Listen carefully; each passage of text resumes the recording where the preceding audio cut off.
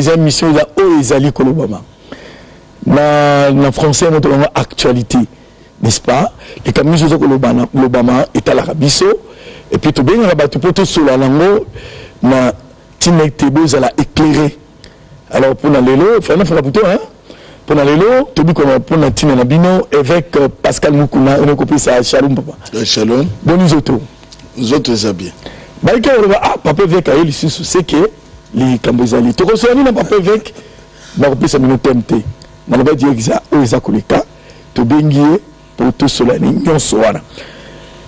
Nous tuna ya yambo tokotuna mombo na Nzambe ndeni no mona mboka oyo bondeli Nzambe mingi organiser ba culte pour na kimia ba jeune ba boye kuna na seka et puis na ba seka nyonso pour kimeza na mboka lelo Nzambe ya nani na kolo ba Nzambe ya noli makasi puisque papa po mutumoko ko contredire bisote ba tobele ba kanisa ki que après les élections ou pendant les élections kawe ko sala na mboko tout sambeli oye salamina ni salamate na mboka na biso to situlo baki yango ya prison ya Zobima na oya Zokota na kimia tout ça quoi assister sikoyo président ya Kalazolo ngazoke ne kotala président sika na ndoko na yeba leba pesa ni mbote babimi et salama wapi donc ça dit que ils allaient fruit à prière.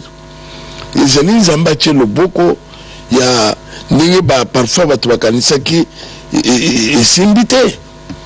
Donc les rosomes na parfois ils ont sala mamusuko so critiquer. Pourquoi pas kutani? Pourquoi que pas naye? Donc ba to bezale kulinga ke moto pela makile tanga les bazomona président Joseph Kabila oya bimi oya sika président Félix ensemble ba utina messe kolia. Donc, nous sommes sur la passe. Donc, pour la biso, réponse de Dieu. Amen.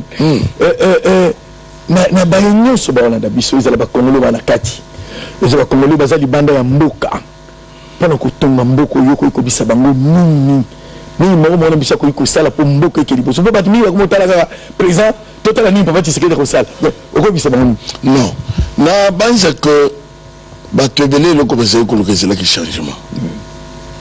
Mukunja sika aya mukunja sika ye mukunja sala ka ye mon côté c'est vrai que mutuna ngamu na ye akwede siko mukunja sika pour temboka kende liboso réciter zela makambo zela ki ko côté le susu na bakuba donc ezeli moment ya tous les susu biloko ya to mananzela et pour na kusala nini c'est où ça moment siko ya tout soutenir mukunjo ya ye tout les choses commencent à sur biso et ça moment de distraction les choses il y a banzelete ça sont des choses déjà c'est l'équipe bamusuba bakamingi ke kati na ngomba boza kusunga bilenge basa misala te ko ngaba tongo kino 20h musala et pourtant pour nous soutenir par exemple et je sais na bilenge basa misala papa pose la que jugement un peu bato basala kameza la kayangote. Tout d'abord, vous avez un bilenge, vous avez un bango, vous avez un pia boloko, vous avez un bilenge, vous avez un bilenge, vous avez un bilenge, et ça biloko ya lukuta. Église a besoin d'un bon.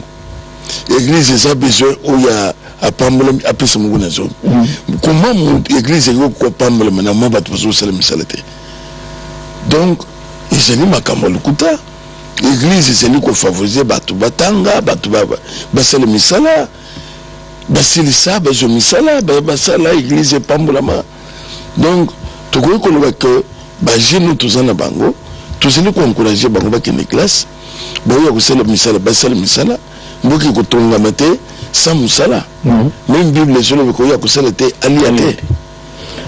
Merci papa évêque tous on aime ayotali mo konzi mboka baike ba critiquer moi mingi pinza ah yazala ki opposant banda zibo konzi adomi sa prisonnier politique te tegi kuna na windok alobi kala mingi te akobi sa prisonnier politique en tant que Moussa Nzambe omoni kamana ndengeni.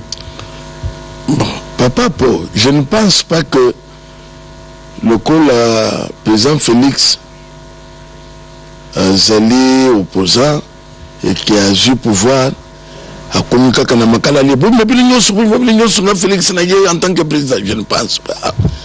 Un pays de droit n'a pas que Makambuko qui n'est pas tout ça dans le ministère Mobimba où vous avez la justice à celui qui se réfère na yango pour na koye baka ya moko na moko à celui qui na boloko pour na nim ce qui va trouver que non à celui qui na boloko qui ne pense à la quitter en ce moment là bah vous mais au cause de la politicien mais au côté na makambu ya politique au côté na makambu ya cité na lero ni siko ye président ko le bima na ndenge nini donc nous tuna moto basali ko landela tana ye ko ibo pourquoi c'est qui na boloko.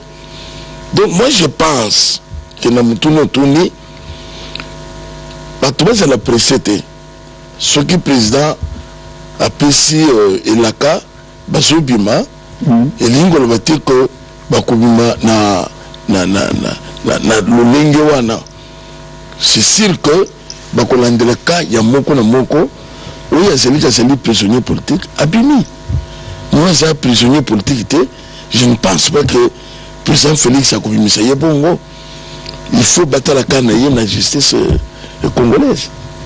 Merci pour l'amour tunawana ensemble et vous avez Moïse Katumbi tout le monde ya mwana ba Claudel babimi bamike babimi musu babimi kuna na kati.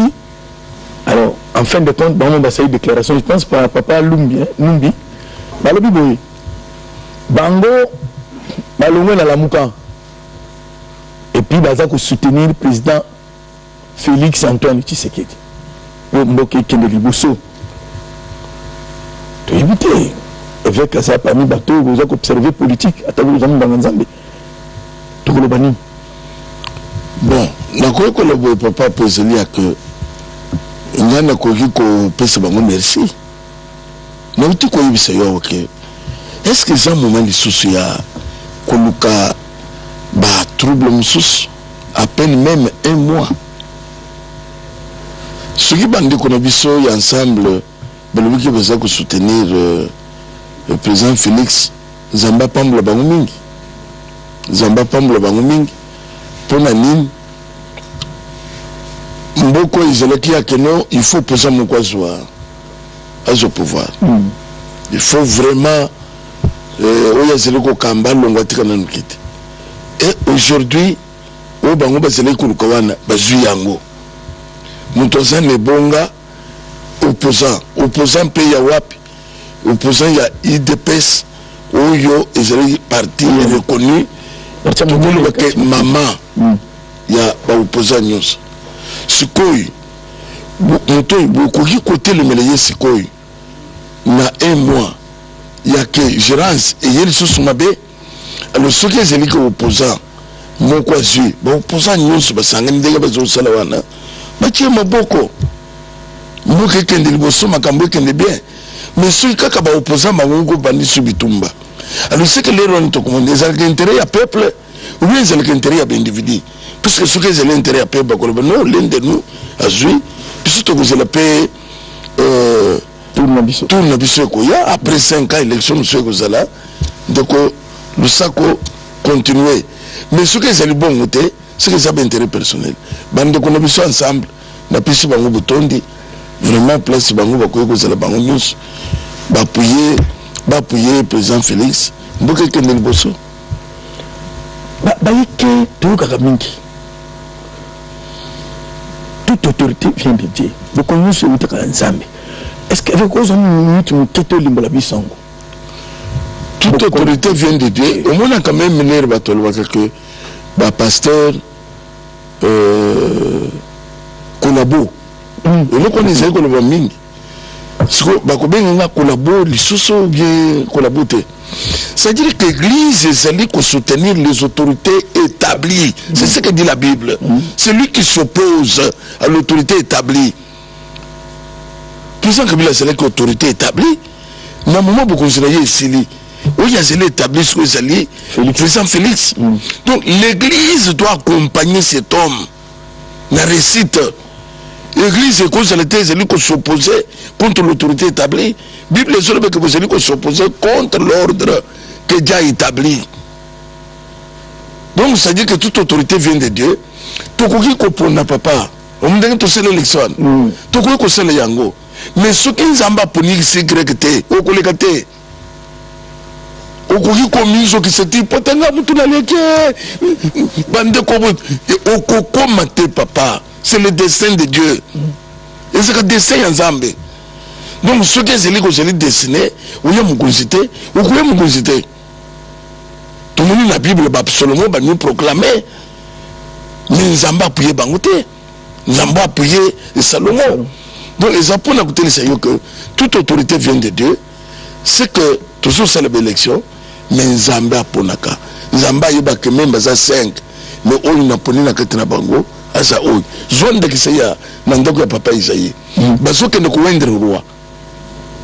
Mais le roi n'était pas connu. Papa Isaïe a ce qui n'a pas mon côté. A ce qui n'a pas nébélé. Prophète s'est pointé dans le pan. Papa a pu banana yo. La Bible est que bandiko ya moko. Oyaya Zamba le yete. Oyaya Zamba le yete. Amoni le certainement. Oyazana corpulence ya baroi. Alors Zamba le yete na poniete. Jusqu'à ce que tout bana le basili. Osai suna mona mususte. Ale yamuke mais c'est la tasse na Zamba. Papa. Bobenga ye. David azoya na coupé. David azoya na solo abanyama. David azoya na solo la salité ya Zamba. Roi telibo Zamba ibise que roi yi. Zamba telekini comme ya solo ya Zamba na coupé. Atalaki amote. Donc cela veut dire que Zamba zalakana lolinga na ye. L'air Mobutu akeyi. On croyait qu'on avait vraiment des éminents ici, professeurs, docteurs, même le fait, et papa Tseki d'Etienne était là, il y a tout ça. Zamba zo ken kozo mutu na Zamba. Kabile les pères Zamba zo yana Zamba zo yana mitiao. Donc vous croyez qu'il y a qui n'a makasi na yemoko? Non, c'est ça le choix de Dieu. Le choix de Dieu pour le moment, que vous le voulez ou pas, c'est Félix Tshisekedi. Ya solo shoya nzambe pona lelo ngonga oyo mikolo oyo kati na mboka Congo ezana président Félix Antoine Tshisekedi Tshilombo. Alors to kenana sona tuno mitona na ezapona minono sika moko boye. To sala be mission na yawa. Shole boye oh boy papa. Sur la batterie na nini to be utu nini échange de vie sur la kene bikuna avandi. C'est une déclaration. C'est quoi papa avec? C'est le madame. Non, papa pour la remercier qui est. La remercier qui est la tindela qui est merci la lobby de Gochole vraiment merci. Mandenge pendant télémélé qui est changé. Papa avec ça qui sont bon. Bon côté les mélois zelina cadre personnel était ça na cadre ya ko sauver mboka. Et ça na cadre de connaître ce na mulongo que ce n'est pas le moment de trahir le Congo. Ne trahis pas ton pays.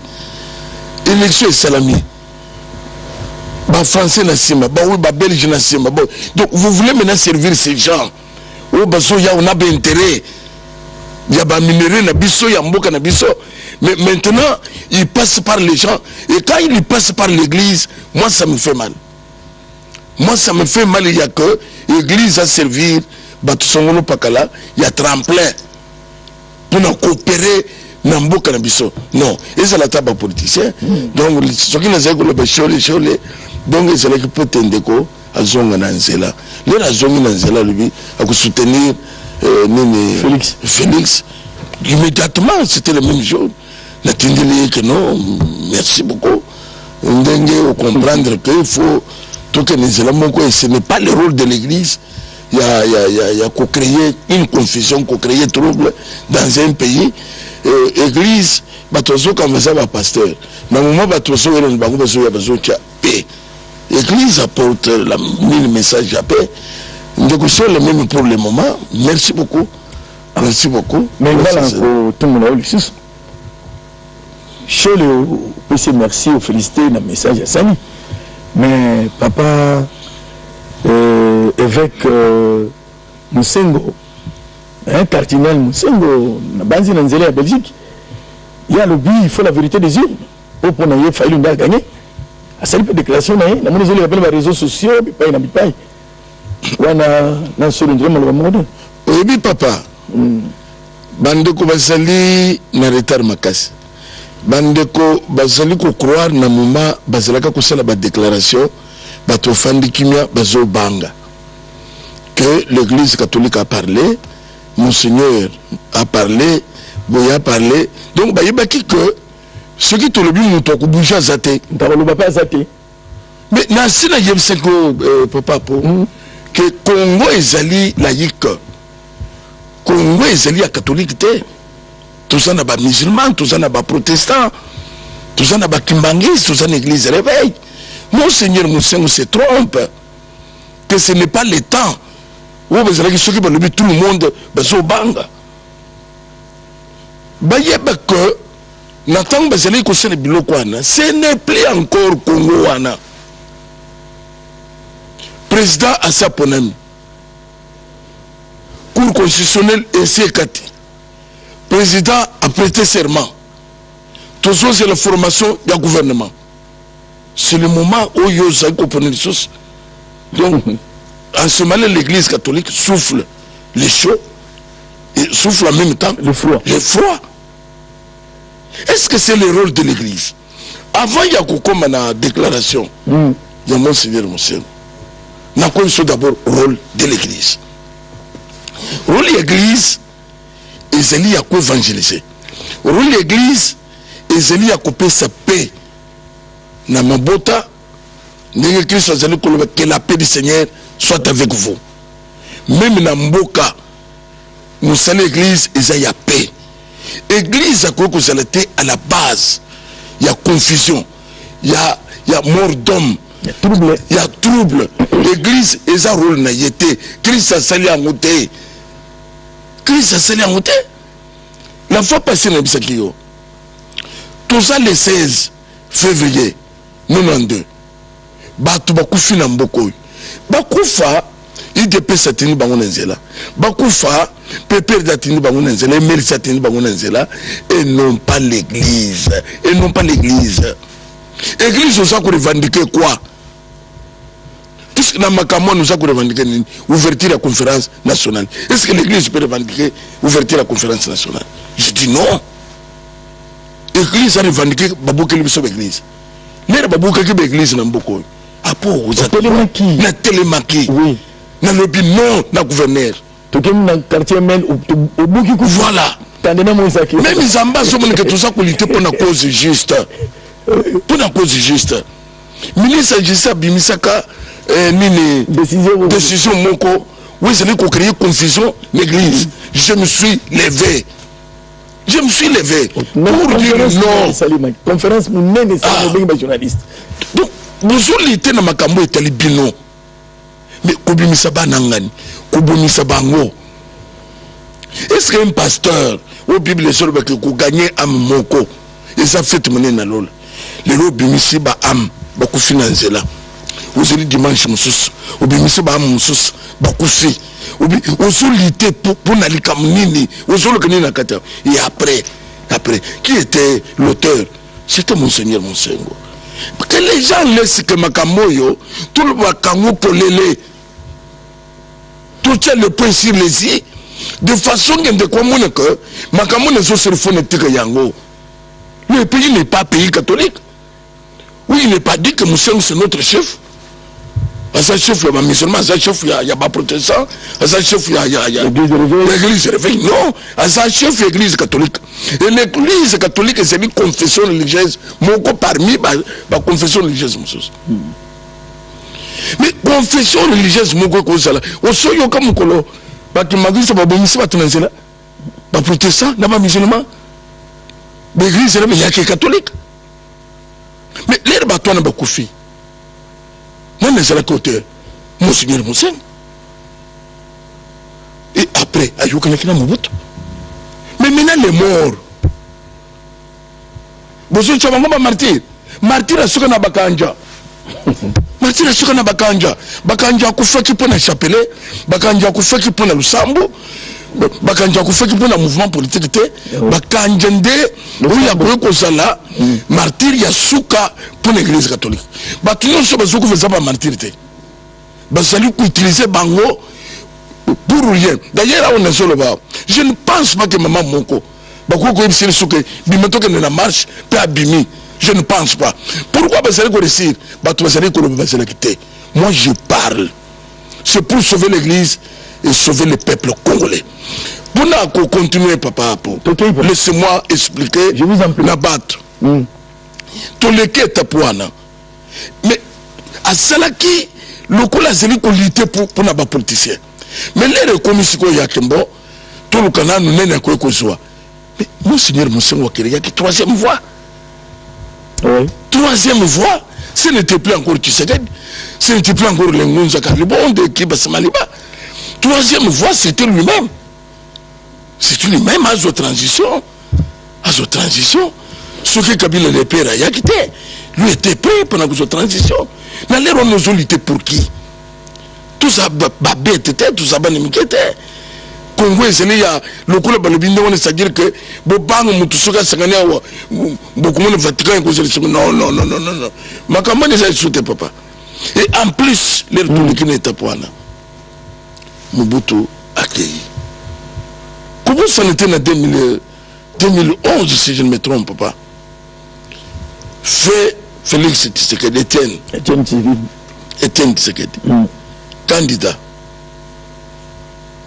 Kabila Joseph a devenu président. Et bien, on a Mbemba, en 2006.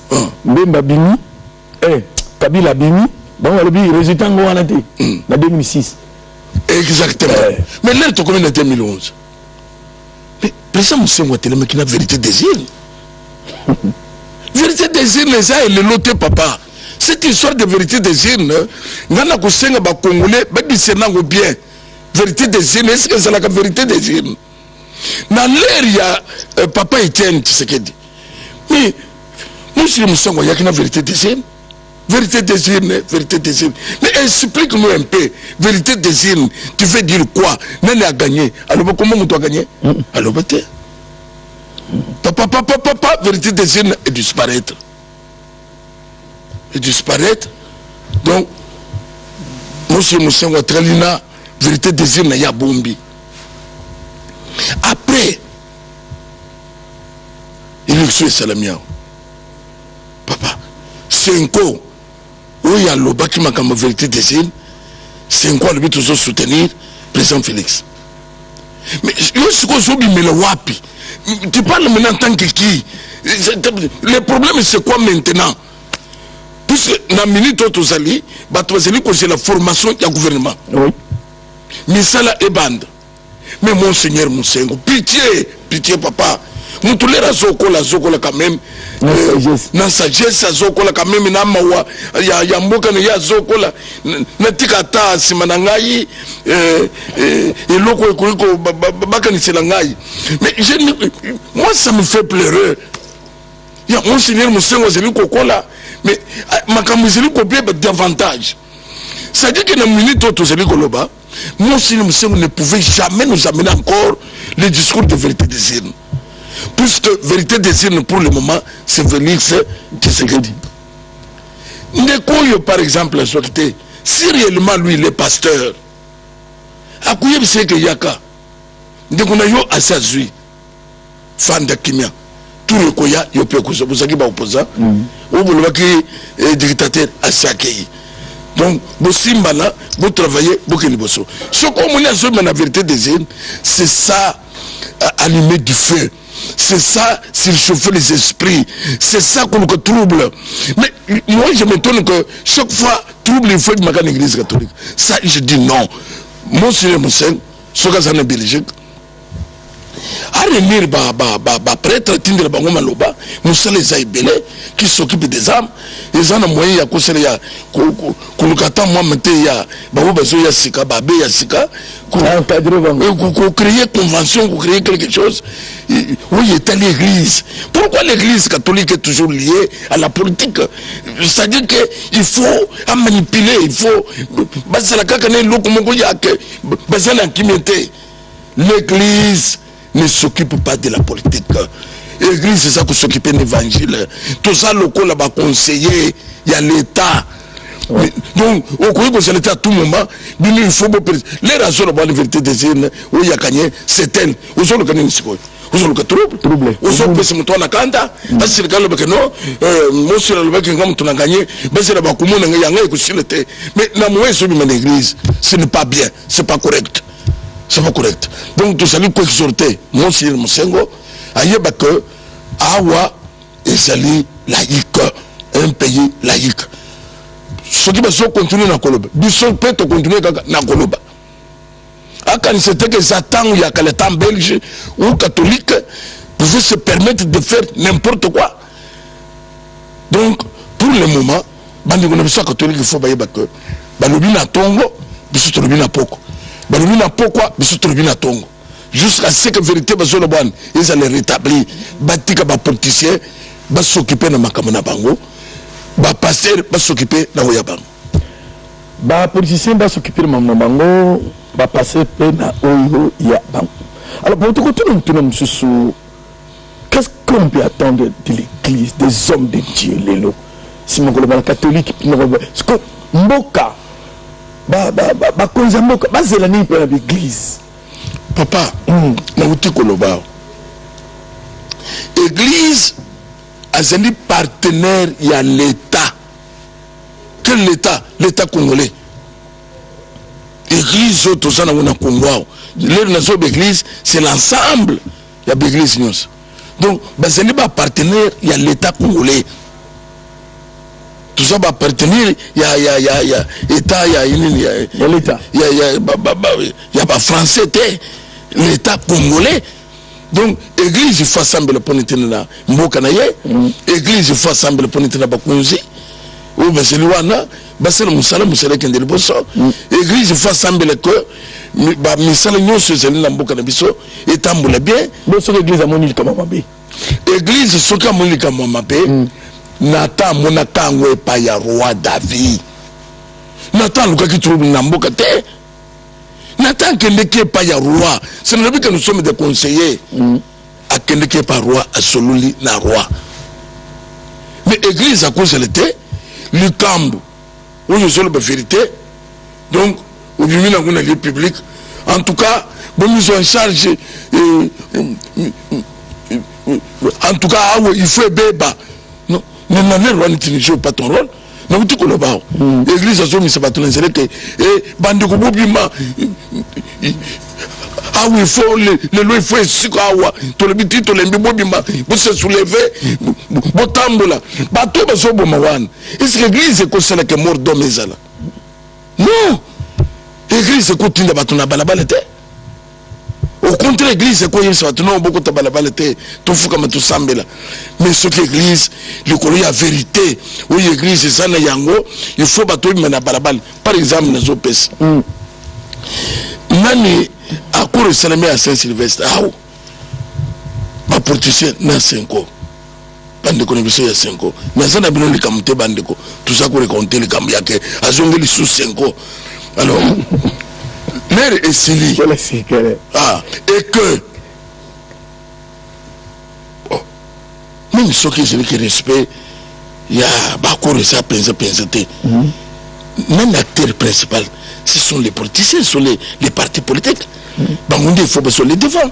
Mais si l'église, où il y a joué un rôle, il y a un médiateur qui se transforme maintenant dans le premier plan.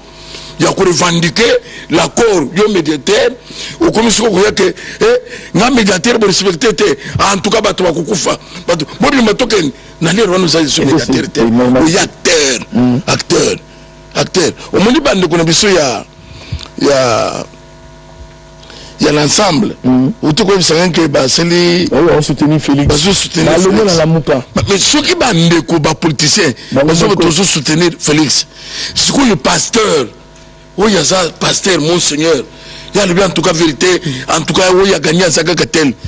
Mais non, c'est bien le bac, non, nous avons membre de la Mouka. Clairement, où sont les membres, il y a Nini Boye, qui est au salon en catimini, en cachette. Qui sont les politiciens, au moment où le tout. Mais il y a une église au Sénégal. Oh, gloire à Dieu. Gloire à Dieu. Nous sommes ensemble. Nous sommes batika, nous sommes batika. Qui met ça dans le comme sangana. Mais ce qu'on m'a dit, bah, le bito tiki. Il y a le bito tiki. Ah non, on a des tiki. Vérité de Dieu, nous faisons le bamakaka. Na l'erwana, aux ennemis moutia batouana. Donc, ce n'est pas rôle où il moutoana quoi jouer. Nous sommes en milieu à village. Non, l'église doit être au milieu du village. Ok. Na bazi bandeko bazi sunanzela tu as comme mapona évêque Pascal Mukuna, le représentant légal et fondateur de la communauté, la grande communauté ACK, n'est-ce pas, Assemblée chrétienne de Kinshasa. Wana tozako pusana mon kozamboka sima ya kozabukunzi quelque temps après à Angola, à Brazzaville, à Kenya, en tant que monsieur Nkolo. Normalement, papa, relation bon voisinage, je fais ça là. Ce qui nous touche beaucoup, il faut que nous soyons pas pénalisés. À côté de Bango, baye, Basolula, Bundeko, Boumonko, Zala. Donc, je pense que nous sommes salami. Au moins, nous avons que est-ce que ça m'a la monde à l'éloyo, ce qui nous touche le président.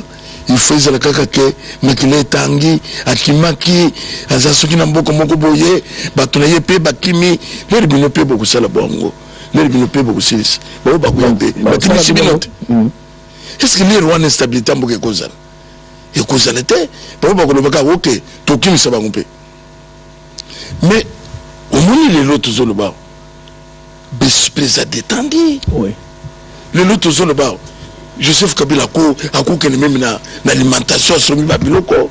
A bien signé qu'on a bassaché. Tout comme après l'RP Félix a coupé pécotique. Il est passé babiloko. Bah président 4-3 ou bah c'est longwe. Mais bah son temple calmement. C'est ça stabilité yamboka. Même investisseurs a coupé koya. Et lui que mboka ni zamboka ya paix. Zamboka ya paix, tout le monde sait le quoi n'était. Néo ya l'occupé, n'a pas voisin, pas pays voisin. Donc, t'encourager, dialogue quoi, t'encourager et le quoi n'a. Beaucoup de temps en temps. Les gars qui c'est bon. C'est comme l'Union africaine, bon, deuxième vice-président, chargé de l'Afrique centrale. Et puis papa, pour la chance, non, et là, quand on a la réponse à la vérité des urnes, moi je pense que, une fois que nous réclamons la vérité des urnes, n'a dit ça, béba. Vérité des urnes, c'est ce que nous avons en Éthiopie. En tout cas, ce qui, papa, monseigneur, à Kolandangaï, il était partout. En fout taper avion, à Kendena, l'Union africaine pour la vérité des urnes. Donc, on a contesté la vérité des urnes. C'est pour vous dire que toute autorité vient de Dieu. Dieu l'a prouvé. Accueilli, bisika oyo ba président le collègue, ba télé ba lobi, tout ponenan, ba nene ba ko se ressources, kombo epimi. Sikoyo, kuna, senko ezate, kuna, senko ya dit bébé bima. Donc monseigneur ya kuna pas bima. Tout ce monseigneur ya kuna contesté, a contesté. C'est qu'il est président, il est élu. Il est choisi par Dieu. Tout ce que Babylone Kounyos Zamba a prouvé yango, sa deuxième vice-président, ya Afrique centrale. Afrique centrale. Puisque les gens sont votés salami en terre, et salami connaît musika. Et puis c'est la bonne sanité de Gofaïl pas à fonder qui peut la vérité des îles une commission de justice union africaine. Donc mais je pense que Zalina Félix nous avons traité dossier le coup là deuxième vice-président, oui, c'est lui qui va s'occuper de la plainte de Gofaïl. Donc tu vois que il y a un tranché à Colomaka, non, vérité des jeunes, c'est Félix et tout ça. Voilà, fidèle téléspectateur qui va équiper Baza Kosika le Kolangai, parce que évêque a la vérité, non, et métier de Mbagaïpe pour il paye la Tani Moukoli à Télémaka. Ils appellent à l'autre, même dans l'église tu dis que le mango awa décision hier bokanga l'église à télémaki ngai mo tu mo collaborateur ni na simana eto keti na ML quartier ML parce que on te peut sembote baba qui peut tala kadena mni batanga église babuka tu que la sika babuka la swali di boko to sabela basi kana nzambe tena mboko so nzambe te donc c'est pour dire que lazam oyo pona mboka atelimaka. Alors papa gouvernement ça koyamba to le gouvernement donc un jour pasteur moko abima pe ce qui nzamba dessiné kuna ça peut arriver un jour pasteur hein pasteur parce que na yokaki peut-être na tunu mutima malamu pendate na ngaki ke banganga nzambe boza ko senga ministère mobimba au thème en église au lieu de s'inquiéter na affaire coutumier tout ça ou bien non affaire coutumière pardon ou bien que non ba pesa ministère mobimba il y a religion c'est la confession de son lobby bino nyos mais vous avez un ministère muto kama wini même pendant on lieu de s'inquiéter même en Angola oui ça bongo voilà en Angola les gens du ministère Mobimba ils ont s'occuper seulement na makamanzambe ce côté le bien makamanzambe et l'équipe munene et c'est belé au 500 sous na affaire coutumière tout ça le but est l'équipe belé ba tanga ngumu ko ce qu'on se ka pêche ministre pêche na élevage yo kanisikia ministre na pêche élevage aleki ministre ya makamanzambe eleki munene eleki ebele eleki mpe makasi même soki ezalaki maponami je ne pense pas que pêche élevage alors ça veut dire que ezali komérité kozala mpe na ministère mobimba.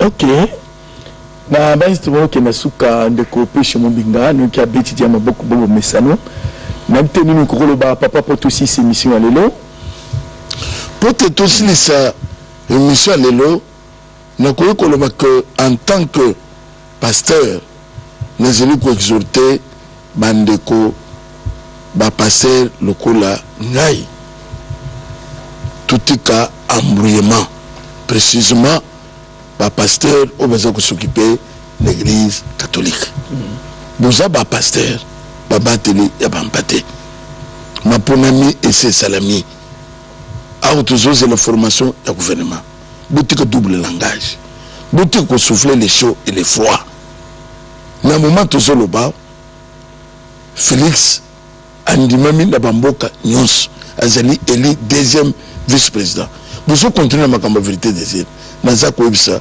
papa Musengo occupez-vous des troupeaux bampate bazai belé nous occuper na bango tika makambo ya vérité désir voilà le bon na koloba pe balande na biso ba interpréter yango na ndenge ba mensana ko interpréter te to le baki aw une fois na micro ya RTNC que ce qui bande ko na biso ba ko zala chaque fois ko créer confusion biso to kang mon côté pour éclairer le peuple.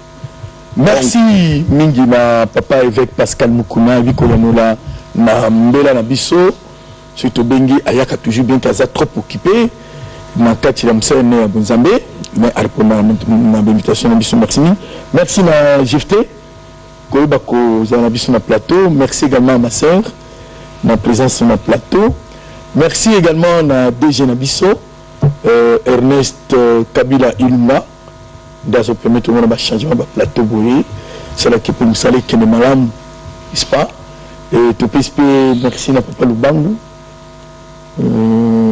Barbosa il est ça on attend tout lourd Djibril ou de gosses merci Nabino na bandeko na biso à travers le monde na mike bozo za extrait d'émission bozo na réseaux sociaux bozo ba commentaire à solo avec tout ce qu'il a dit to pelisa mboka te kinya ekota na mboka na biso to tonga mboka et comme ngonga ya kotonga avec la vérité des urnes et c'est l'équipe to comme tous en présent comme on est Félix Antoine Tshisekedi pour papa Shadari pas ko tomoka pe ko loba voilà Ramazan Shadari akoki kotomboka akoki koloba que yebe mta gagné qui après peu boya mais mon kia pe ah oui la bon kia pe mais mon kia akolo bepeka en tout cas bo pesinga na moni yeza ya mote yekuto lo baki ke ya kutela mutu paso makala donc azalaki na projet na société akotomboka pe. Merci mingi na pesi papa Ramazani Sharari mbote psikana kwa na biso na pesi ndeko Peter Kazadi mbote mingi bande ko secteur national ya formation territoriale to pesi mingi mbote mingi bosa musala malamu mboka vraiment ça na besoin na bino. Merci na papa évêque, merci na pesi mubinga ya Kasongo réalisation kitoko, merci na cameraman Nyoso Amoureux Merio, merci tokutani bongo malasima na numéro msusu ya c'est donc on parle. Au revoir.